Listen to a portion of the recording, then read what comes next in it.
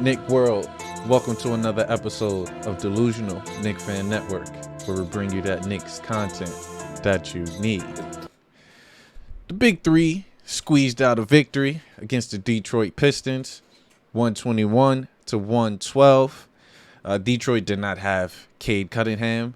They didn't have Bagley, yet they still pushed the Knicks. Knicks pretty much had the league, 17-point league at a point in time. Then, of course, Detroit brought that down to 4 late in the fourth quarter. But the Big Three prevailed. The Big Three. I know I used to call them the miniature three, but if they continue to play like this, they will be the Big Three. I see a pattern. Like whenever Jalen Brunson play well, whenever RJ Barrett plays well, whenever Julius play well, nobody else pretty much is productive. Everybody else just needs to play defense, I guess, and it's hard to kind of get in a rhythm. Even though Opie Toppin played a significant amount of minutes, it wasn't as productive. Me per se is because they constantly use him as a 3-point shooter. When Opie needs to mix it up, and that's tough when you have RJ taking a big bulk of the baskets. The offense just seems like it flows to RJ. Then you have Julius being Julius, and getting his touches, getting his bully ball. And then you got Jalen Brunson, who's a point guard, who's going to have the ball in his hand, operate. So when these guys dominate a game, best believe nobody else is really scoring high numbers at all. We're going to jump right into the stats because it's phenomenal. RJ with 30, Julius Randle with 21, Jalen Brunson with 26. A pretty efficient night for the guys from the field goal, I should say. 8 for 18 is not efficient, but that's kind of Julius' range. 0 for 7. I'm going to continuously hint on this. Stop shooting too many threes, Jules, please. Even as a team, I think we shot too many three-pointers. Certain players should be able to shoot threes at a high clip. Opie earned that route, to shoot a high clip. Julius, we saw from last year, don't shoot from a high clip. Yes, certain games that you feel it, cool. Then there's certain games that you don't. Just like the second half, you reverted to going to the basket, being a bully, play bully ball. That's pretty much what I expect for you. And RJ 3 for 8. He was feeling it early. Second half, he knew how to calm it down, and then he started attacking. But overall, he still was 10 for 17. Appreciate that. Jalen Brunson, we all know Jalen Brunson going to give you 50, 40, and 90. So that's all-star numbers for me. But in order for him to be all-star, your team needs to be solid. Team needs to win, and we can move forth. Which brings you to Cam. Cam only played 17 minutes. Why? Because Tibbs literally played 11-man rotation. That's unheard of.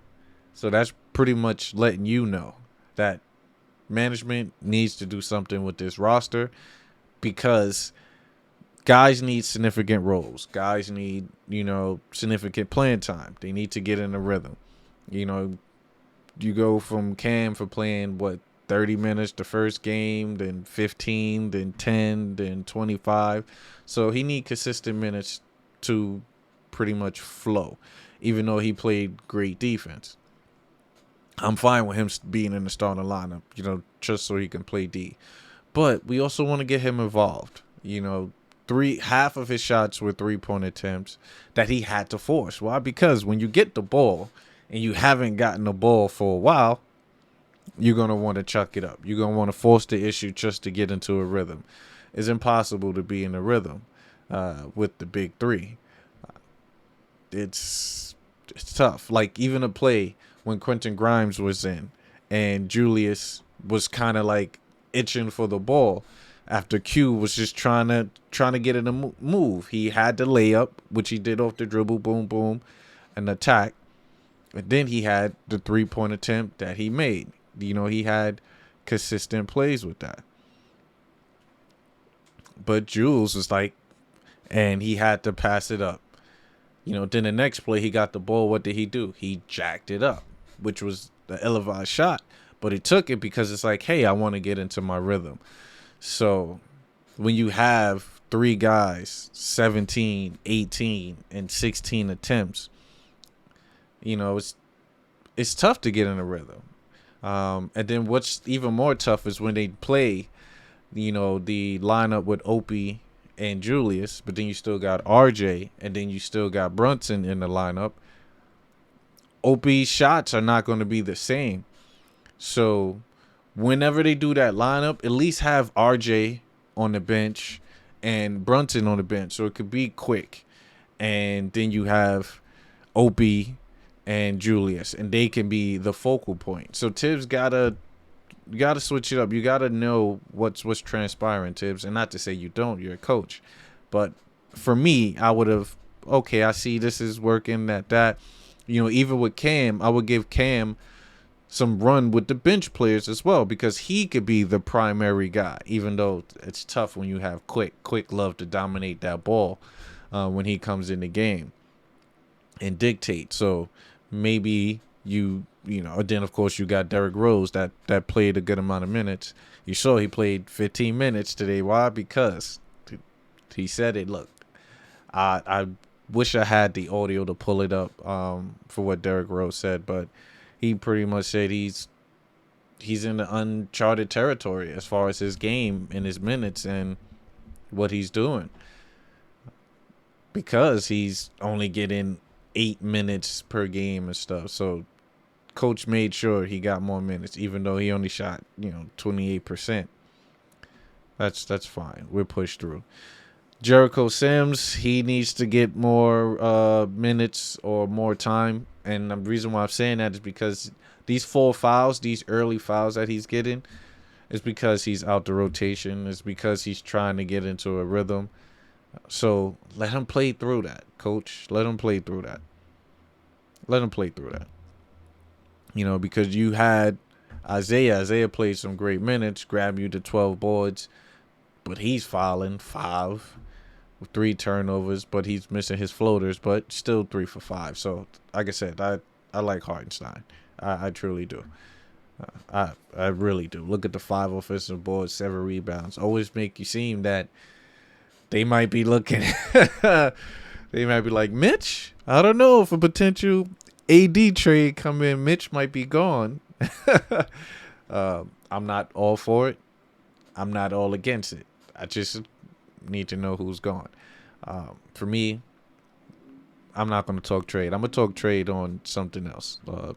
Mid-season trade or early season trade that I want to do regarding that. But Obi Toppin, 3 for 9. That's fine.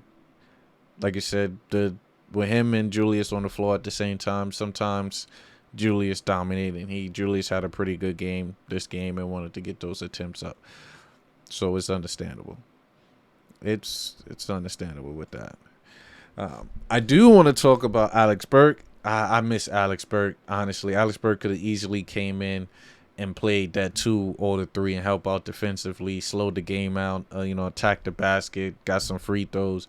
Alex Burke would truly be missed. 100% would be missed. Dope player. Wish him all the best over there.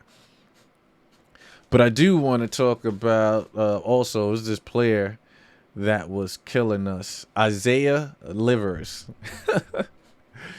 This dude came in and was literally shooting threes, like we always do. Was shooting threes to kind of help Detroit get on that run in that fourth quarter.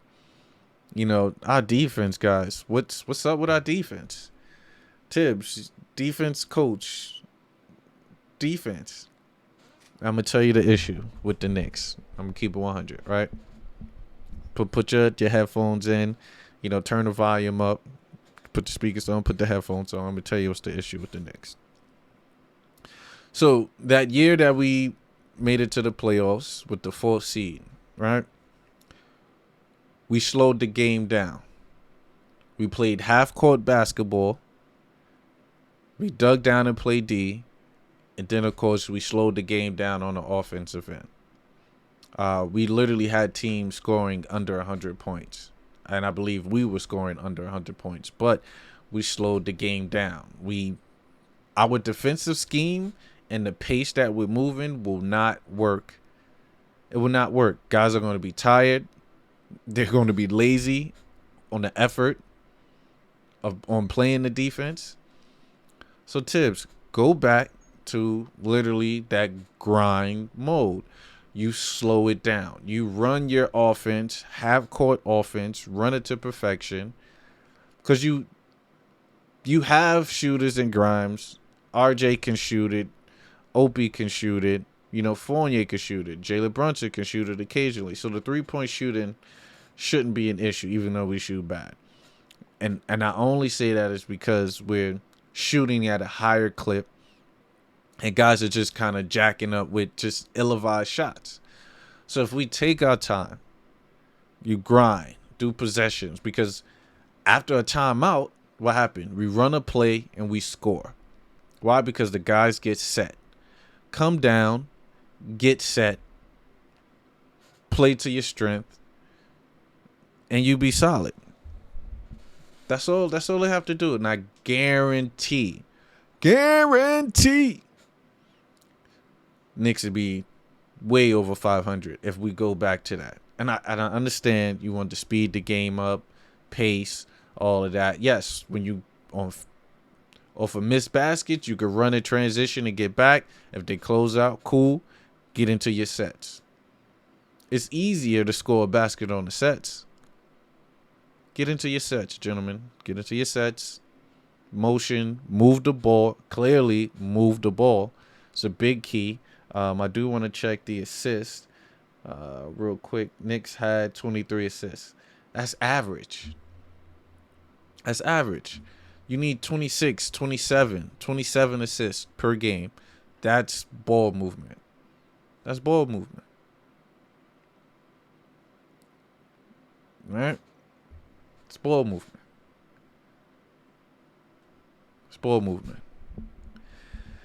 Like I said, this game was pretty much expected for Detroit to lose. They had 2 key players out. I didn't expect it, but of course, my Knicks playing up and down basketball and let Detroit come back and make it a game, which it shouldn't have been.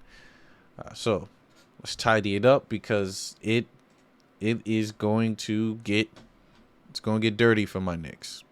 It's going to get dirty. Want to show you currently we are 7th at 6-6, which I state we're going to be this win 2, lose 2, win 2, lose 2 type of game because we're smack dab in the middle. But that still gets us in a play-in. So as long as we make the play-in, I'm fine because then we could potentially make the playoffs. So technically, we're in the playoffs because we have the same record as the Washington Wizards. We're not too far behind the Toronto Raptors. So we're playing, it's weird. So we're playing subpar, but yet we're still in the mix, and yet it's still early because Philly's 5-7. Miami's 5-7. Look at Charlotte at 3-10, and that's because LaMelo's out. But I guarantee you they're going to be better once LaMelo get back, and they get their key players back. But look at Milwaukee. Milwaukee 10-1. Giannis MVP status, potentially Defensive Player of the Year status. Boston right behind, and Cleveland is there, and Atlanta. So Knicks, we can make the playoffs. We can make the playoffs. I know you heard my voice crackling. We can make the playoffs. But it's definitely doable. Want to look at the schedule coming up. Thunder, Jazz, Nuggets, Warriors. What could we do there, guys? What could we do? Thunder, we could definitely beat the Thunder. Like I said, to bring us 7-6. The Jazz is beatable, but they are moving the ball. That game, I truly want to see what's going to happen, what's going to transpire. That game will pretty much dictate the rest of the week for me. That game. We beat the Jazz, and we do it great. I feel okay going into Denver in that Warriors game. That's that. But I do want to talk about the Knicks jersey that is off the press. What do you think about these jersey, guys? What do you think about the Knicks City edition? I'm kind of digging it.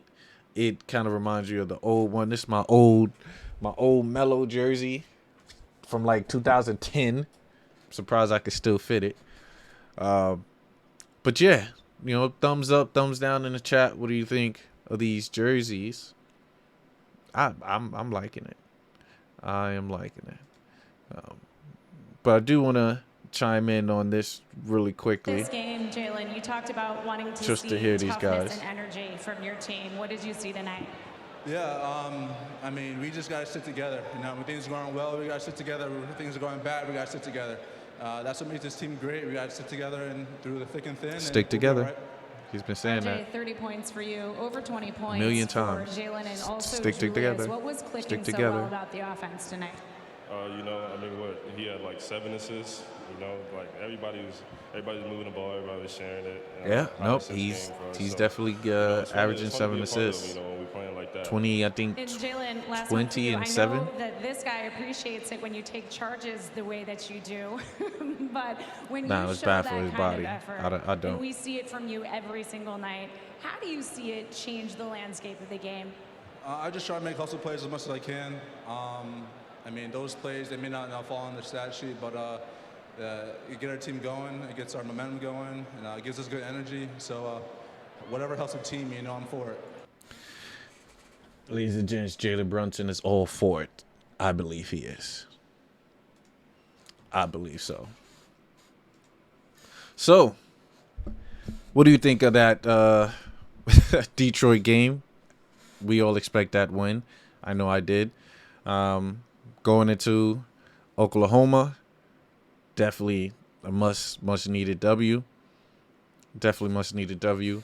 Please subscribe to the video, ladies and gents. I get a lot of people watching the videos, but I need these subscriptions so I could keep putting out dope content, ladies and gents. I want to put out dope content for the people, by the people.